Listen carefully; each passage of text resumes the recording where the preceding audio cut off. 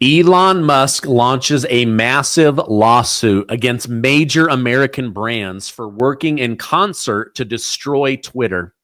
Musk also speaks out about what he saw behind the curtain working for the US government, and I think you'll be shocked. Russia is hit with a massive aerial attack signed off by the United States. Only President Trump and Pete Hegseth say they were never briefed on the operation. Thank you guys so much for liking and sharing these videos. I'm just a small news channel, so when you do that, it helps more than you know, so thank you so much. Major red flags out of Washington, D.C. this week. Biden's mental fitness is under fire again. Reports claim that he may not have been the one to sign many of his biggest executive orders, especially around climate change. And President Trump wasn't even briefed on the major Ukrainian strike against Russia. We're supposed to be filing for peace later this week. I'll get into that. Plus, some anti-Semitic hits on U.S. soil and a nuclear deal with Iran. Now, a watchdog group called Power the Future, led by Daniel Turner, investigated climate-related executive actions from former President Joe Biden. They found evidence that an auto pen may have been used without proper authorization to sign at least 8 major orders, including banning of offshore drilling and up in the Arctic. So remember when Trump was like, what are you doing? Why would you ban that? It might have been a climate activist group that got hold of the auto pen, not Joe Biden. Now, the group claims there's no proof Biden even knew about these orders, raising serious concerns about possible impersonation of the U.S. president. A separate report from the Heritage Foundation backs this up, noting that nearly all of Biden's official documents had the same auto pen signature, except when he announced on X that he was dropping out of the presidential race. Now, Turner says this could amount to process crimes with global consequences, including offshore drilling, the Russia-Ukraine war, and they are calling on the Justice Department to immediately launch an investigation into the groups that had hijacked the auto pen. Now, these claims also tie into broader concerns about Biden's mental fitness, highlighted in the new book, Original Sin by Jake Tapper. It's proving 2 things. Jake Tapper knew what was going on, but wanted to profit off of it, and Joe Biden had yogurt for brains and should not have been running the country. However, former President Bill Clinton holds the exact opposite view. When asked about Biden's mental fitness on CBS Sunday Morning, former President Bill Clinton dismissed concerns about Biden's mental sharpness. When asked by reporter Tracy Smith about claims in a book suggesting Biden is cognitively and physically declined, Clinton said he never saw any sign of that. He praised Biden's leadership and said that Biden was in good shape and always on top of his briefs when they spoke. While Clinton admitted it was a fair thing to ask about someone in their 80s, he himself saw no mental decline. Now, please, let me know in the comments, do you believe Bill Clinton? Or do you believe that he is lying? If you believe him, I want you to type B. And if you think he's lying, I want you to type L. Personally, I think he's lying to cover up for the Democrat Party. Now, Senator Josh Hawley of Missouri appeared on Fox Hannity and shared claims that a whistleblower through the Secret Service Division came forward and is willing to testify about Biden's mental decline. The whistleblower stated that he personally witnessed the president get lost in his own White House closet. You guys, that's heartbreaking. And also, what? My gosh, I can't believe this guy was running the country and holding the nuclear buttons. Sure, he didn't cause a nuclear holocaust, but he did destroy America.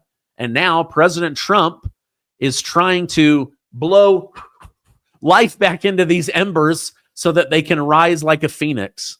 Biden said that this is a major cover-up that Congress needs to investigate.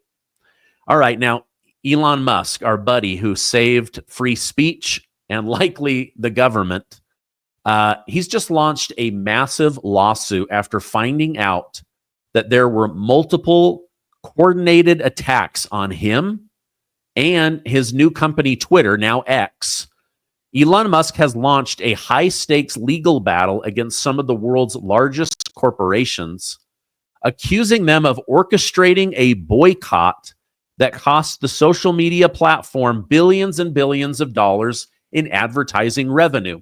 Now, you can't sue somebody for declining to spend money with you. I have sponsors come, I have sponsors go.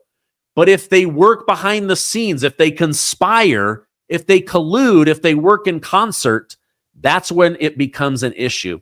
Now, the lawsuit initially filed in August in a Texas federal court originally targeted the World Federation of Advertisers and companies like Unilever, Mars, CVS Health, and Orst. By February, X expanded the lawsuit to Nestle, Lego, Colgate-Palmolive, Pinterest, Tyson Food, Shell, and Abbott Laboratories, to name a few. Now, the controversy stems from Musk's $44 billion purchase of Twitter, which led to significant changes in content moderation and staff reduction. Concerned about the platform's direction, major advertisers paused their campaign, a move Musk claims was coordinated through GARM, the Global Alliance for Responsible Media. Now, this group, they're basically like the brand safety police of the internet, and they control about $900 billion, nearly $1 trillion in ad revenue. He is asserting that they contacted all of these major American companies and coordinated as the center hub to humiliate Musk and try to take down X. So he believes that he was the recipient of a targeted brand attack as well as a revenue attack. His revenue did drop by 33% since this all started. Now, Musk's lawsuit alleges this to be a coordinated boycott, which violates antitrust law. Again, as an individual company, you can drop, but if you coordinate with others, then there is a chance of breaking the law. Now, GARM is saying that this is misconstrued allegations and should be thrown out of court. This case isn't just about money. It's about controlling who gets to be in front of all of the eyeballs and ears on X. With over 400 million users, Democrats, globalists, the elites would love to control X, but they should have bought it, and they didn't, and Elon Musk did. All right, now listen to this. Ukraine pulled off one of the most brilliant massive attacks against Russia that was allegedly approved by the United States. However, President Trump and DoD Secretary Pete Hegseth say they were never briefed. In fact, they're pushing for peace, and now they need to figure out who was pushing for war, and right at the center of that is Senator Lindsey Graham. Now, it's a big problem. I want to tell you about it, but I want to tell you about another big problem. Most Americans have wrecked their gut health. This is a major problem. And Kimchi One, today's sponsor, can absolutely help you. I know they helped me. Now, you've probably heard about kimchi. It is a superfood. It has 900 unique strains of good bacteria, probiotics. That's right. In each capsule of kimchi, there are 900 beneficial strains of bacteria to help you. Now, kimchi supports healthy gut, helps with digestion, immune system, happiness. It's even been shown to help people lose weight and curb cravings. Also, if you feel like you have damage from the mRNA exposure, you've got to focus on gut health. Now, here's what I love. It's all natural. non-GMO, gluten-free, dairy-free, and 100% made right here in the United States of America. Now, I'm going to put this up on the screen so that you can see. If you give them a call, you can get up to 50% off. That's right. You're also going to get free shipping. So you can snap this QR code and it will get you there. You can follow the link down below and get 25% off, or just pick up the phone and call 888-908-4425. Get up to 50% off plus free shipping. You guys, I want you to do this right now for your gut health, for your happiness. You're going to love it. I have, and it helped my 11-year-old daughter get her bowels healthy and moving again. And I did the same thing for myself. All right, now I want to tell you about this Ukraine development. But first, I just remembered I wanted to tell you about this other Elon Musk story. So forgive me for speaking out of order. Elon Musk worked for the government for over 100 days. He saved over $160 billion at a great, great cost to himself and his companies. However, listen to what he had to say about what it was like working for the U.S. government. Yeah, I mean, I guess part of it is depends on where you're coming from. So, I'm like a proponent of smaller government, not bigger government. So now if somebody's a proponent of, more government programs and bigger government, and they see, hey, DOJA's cutting all these government programs, then they'll be fundamentally opposed to that because they just think the government should do more things. That's just a fundamental, I guess, ideological opinion. But my frank opinion of the government is that the government is just like the DMV that got big. Okay, so when you say let's have the government do something, you should think, do you want the DMV to do it? All right. I love Elon Musk. That's such a great question, right? Do we want a private corporation focused on profit, squeezing the most out of every dollar, R&D, research and development, making things better? Or do you want the DMV to handle it, right? That should be the question that everybody asks. Would I want the DMV to handle this problem? If the answer is no, it needs to be kicked back to the private sector. Now, I recently went to the DMV myself, and it actually went really smoothly. Thank you, Utah DMV. All right, I want to show you guys something here. In the U.S.-Ukraine war development, Ukrainian President Zelensky has become increasingly unpredictable. He's been lying to President Trump and getting NATO to betray the United States of America. Well, yesterday, Ukrainian President Volodymyr Zelensky praised a major drone strike on Russian strategic bombers, calling it a brilliant operation by Ukraine's security service. It really was. This is something out of a Mission Impossible movie. Now, the mission, codenamed Spiderweb, targeted 41 high-value aircraft, including bombers, Tu-95, Tu-22s, A-50s, tanks, airplanes, jets, etc.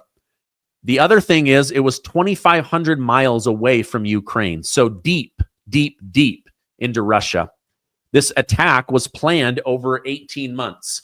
The operation involved smuggling 117 drones into Russia. They were concealed in wooden sheds mounted on trucks with remotely operated roofs so that this could all be done from a warehouse with pilots and video game controllers. This was very sneaky. Nobody got caught. In most cases, the people delivering the sheds didn't know that they were actually delivering weapons. Now, President Zelensky called the strike a historic achievement, saying it was designed to pressure Russia into ending the war. That's not what's going to happen, Zelensky. You didn't just pressure Russia by destroying $1 billion of equipment into ending the war. I hate to say this, but I predict within a short period of time, Russia is going to hit Ukraine with the biggest missile strike we've seen yet. Russia is not going to take this kindly.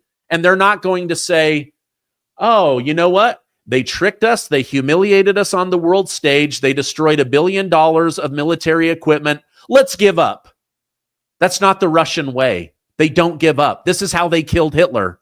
This is how they ended the war with the United States, right? They don't give up. So the ceasefire talks that are supposed to be happening, don't be shocked if they're canceled. This isn't going to end the war. Now, here's what's even crazier. According to News Nation and The Hill, President Donald Trump was not briefed on the Ukraine strike on Russia. And Pete Hegseth says he needs to get to the bottom of who approved all of this. Now, a White House official confirmed the administration said they had no prior knowledge of the operation. And I believe them. Why would President Trump be saying, Putin, you've gone crazy, you got to end this war, and then secretly approve a strike that definitely would not end the war? So Donald Trump is not stupid. He's highly intelligent, very big IQ. He's not going to say, you know how we end the war? We attack Russia even worse. That's not going to do it. This whole thing is going to backfire. All right, now, Jamie Dimon, the CEO of Chase Bank, finally opened up about how bad it's gotten for Americans and the middle class under Democrats and stupid Republicans. Listen to what he had to say. We have to acknowledge the grievances that put us in this position to start with, and they're real. Okay, immigration. What the hell were we doing? You know, the bottom 20% of our population. You know, their wages didn't go up for 20 years. They're dying 7 years younger. You know, when administrations, you know, the Biden administration is giving all this money to EVs and cars and wasting a lot of money on green stuff, which isn't going to work, and all that. Do you think people in rural cities, do you think people in inner cities thought they were getting anything? Do you think that those people think that the American government is fair and competent and that this was in their best interest? Their schools don't work. They're not getting the skills they need. And you heard that just now. So we got to acknowledge, and I also call it blue tape, because, you know, Republicans, you generally don't like red tape. You understand the devastation of it. But, you know, most Democrats, they love it. They want more of it. And they want to make it so confusing you can't even meet the rules, so you get punished and fined afterward. All right. I mean, wow. There's like too many talking points for me to even remember, but I'll just a couple off the top of my head.